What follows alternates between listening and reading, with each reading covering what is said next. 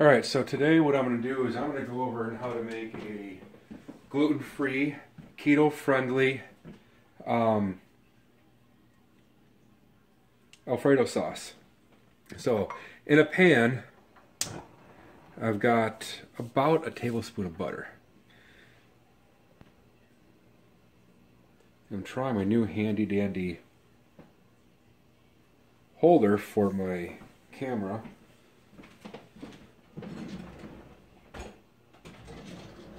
So inside of the pan, or the pan that I have on the stove, so I've got about a tablespoon of butter. And what I'm going to do is I got it on medium heat to kind of melt the butter down a little bit. As you can see, it's melting right now. And then I'm going to add in about, I've got like two giant cloves and one regular sized clove of garlic. You can add about 3, 4, 5 if you love garlic, and add a whole entire head of garlic if you want. So it's about 3 to 5 cloves of garlic you want to add into it while you have it on medium heat. So I'm going to use my little garlic press here, and we're going to do this kind of quick. So I'm going to turn the heat down a little bit because we want to bring out the kind of flavors and a little bit of aroma of the garlic, but we don't want to fry it.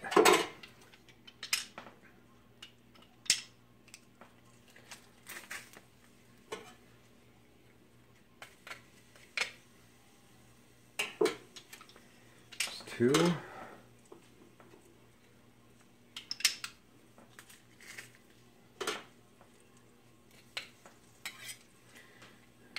There's the third. Well, it's a little bit of a mess, which is fine because I'll clean it up. I'm just going to kind of saute it a little bit. We're not, like I said, we're not going to do it too long because we don't want to fry the garlic. We kind of want to just bring out the flavors of the garlic a little bit. And once you kind of can smell the aroma of the garlic, then what you're going to want to do after that is you are going to add in between 4 and 5 cups of heavy whipping cream.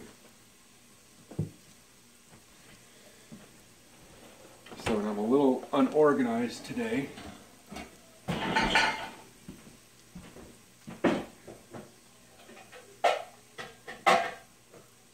think most of it's because I'm just really giddy about having my handy dandy cell phone holder or camera holder. So now I can really smell the garlic, so I know that it's done. It's very aromatic, or however you want to call it. The aroma is very pungent right now. So that would do 4 cups of heavy whipping cream. Now you got kind of 2 ways to thicken all of this stuff up. And this is going to be, still keep it gluten friendly or gluten free and keto friendly, and we can still thicken it up without having to add any flours or anything, or just drop your entire wooden spoon inside there.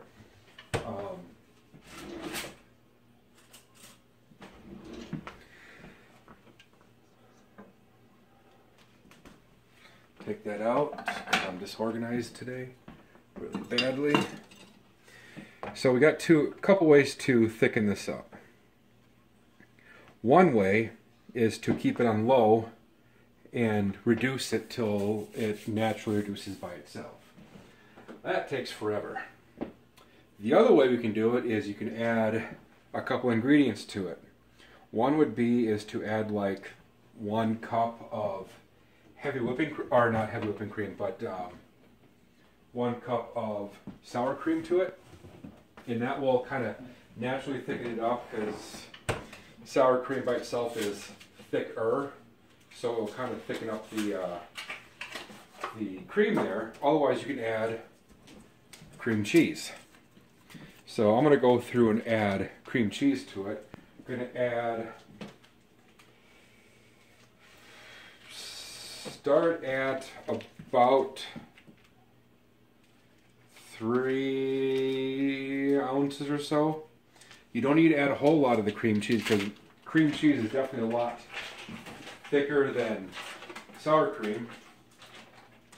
So you don't need a whole lot of it. It all depends on the thickness that you are looking for and consistency that you're looking for, because we're also going to add in,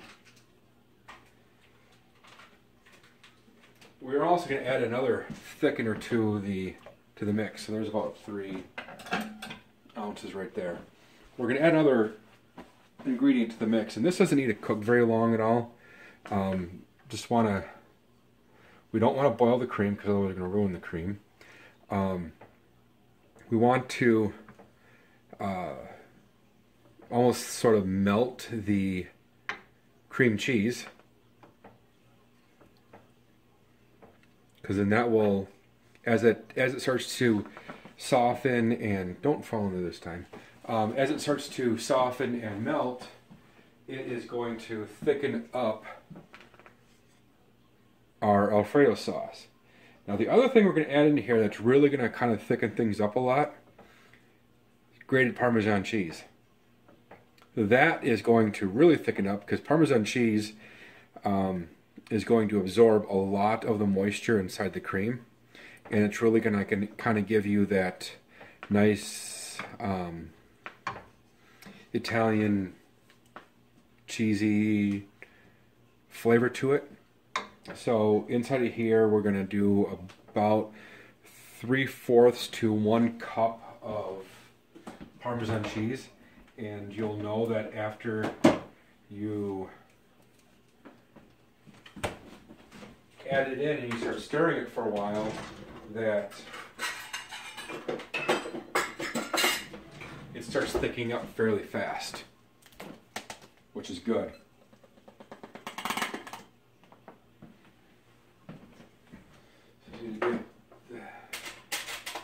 All my Parmesan cheese is all caked together.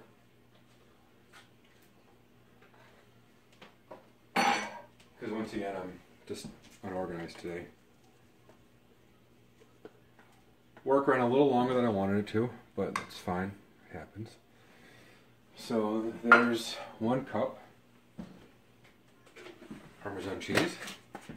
Put that back into the fridge and go back to stirring it.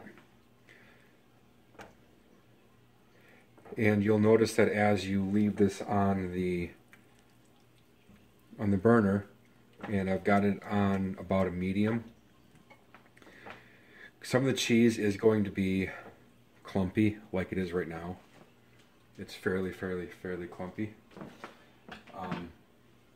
As the cream cheese starts to melt inside of here, we'll be able to whisk it fairly well. Otherwise, I can always get out the immersion blender, which will definitely fully incorporate everything. It will kind of whip the cream a little bit, which isn't too incredibly bad, but we don't want like garlic flavored whipped cream, because that just doesn't sound right. So I was going to stir this up for a while. As you can see, a lot of the clumps are gone now. So now it's got kind of just the cream base with the cream cheese inside there.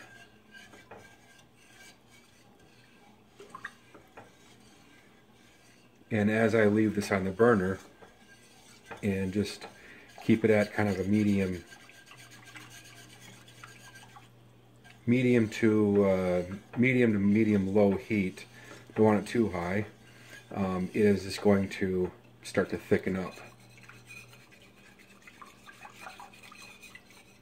And although it looks fairly runny right now, you'd be surprised that once some of the water starts to boil or starts to steam out of the cream, just to how fast this really does thicken up. If you want it to thicken up a lot quicker, you definitely can add a lot more, or you can definitely add like another ounce or two of cream cheese to the mixture. You can also add in more Parmesan cheese as well.